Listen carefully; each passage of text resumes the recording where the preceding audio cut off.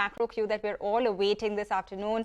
The GDP for the March to June quarter will be announced later in the evening. So Latha joins us now. Latha, take us through what we can expect this time. What are the kinds of figures that the poll is showing?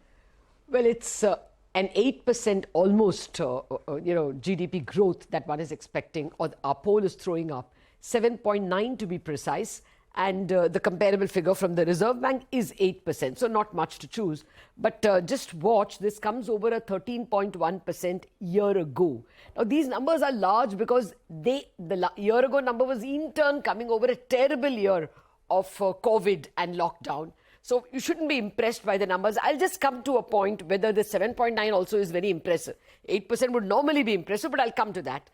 The next number to note, of course, would be the GVA. GVA plus subsidies minus taxes is GDP, and therefore, shorn of taxes, the GVA growth is 7.7%. Again, a favorable comparison compared to last quarter, and not very favorable when you compare to year ago. Again, this is all base effect that we can ignore. The strong showing will come from agriculture. Agriculture is expected to be a 4.1% growth, maybe even better. Compares well with the 2.4% for the last quarter. And even the year ago quarter was 5.5. So Agri is really good. The unfortunate part is going to be whether we can repeat it this year, given the El Nino effect. But Q1 will be good because it's largely the Rabi harvest of last year. The other strong performers are going to be construction. Construction did quite well. We could have seen that in the cement Q1 numbers itself, as well as a large category called trade, hotels, transport and communication. Now, trade, hotels, transport and communication is the biggest, heaviest sector in the GDP component. It's all services, your Udupi hotels, your ST buses, all come there. It will show a 12.5% growth. But the point is that is not enough, because this got so maimed 2 years ago during COVID that even with this 12%, it's barely going to reach its pre-COVID levels. So that number is going to be very closely watched out for. Again, to come back to that 8% growth, is that good is the question we ask. It's not very good, because even at 8% growth, we would be about 7.5% below the total GDP that we produced in Q4. Q4, we did 43 lakh crore thereabouts. In Q1, even with an 8% growth, we will be around 40.5 lakh crore.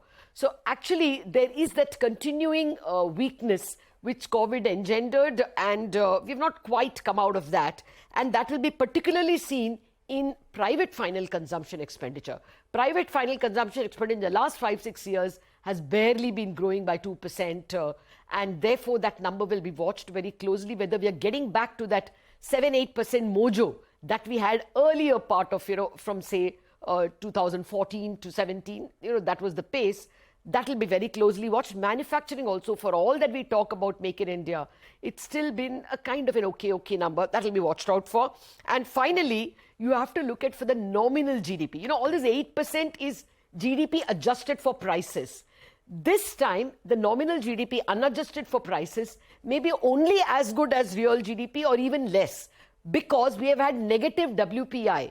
Wholesale prices have actually fallen in many categories. So this time, nominal GDP won't be an a very big number. All right. Thanks, Latha, for putting all that into perspective. Those numbers are being awaited for today. But we earlier spoke